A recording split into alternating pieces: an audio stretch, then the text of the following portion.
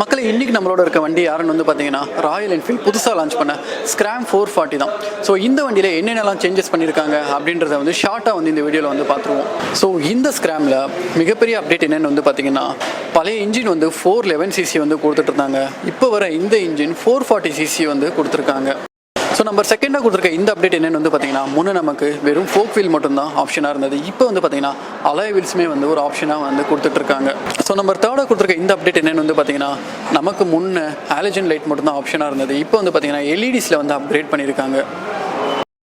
So number ஃபோர்த்தாக கொடுத்துருக்க இந்த update என்னென்னு வந்து பார்த்தீங்கன்னா, நமக்கு இப்போ ஏபிஎஸை வந்து சென்சிட்டிவ் வந்து நம்மளால் டிஃபைன் பண்ணிக்க முடியும். மொத்தமாக வந்து ஒரு 4 ஏபிஎஸ் மோட்ஸ் வந்து கொடுத்துருக்காங்க. ஸோ நம்பர் 5th கொடுத்துருக்க இந்த அப்டேட் என்னென்னு வந்து பார்த்தீங்கன்னா, நமக்கு இப்போ இந்த வண்டி வந்து பார்த்தீங்கன்னா ஹசார்ட் லைட் ஆப்ஷனோட வந்து வந்துடுது. ஸோ இந்த ராயல் என்ஃபீல்ட் ஸ்க்ராமோட ஒரு வாக்கர் அண்ட் ரிவ்யூ வந்து நான் ஆர்த்தல் யூடியூப் சேனல் வந்து போஸ்ட் பண்ணியிருக்கேன். மறக்காமல் போய் செக் பண்ணி பாருங்கள்.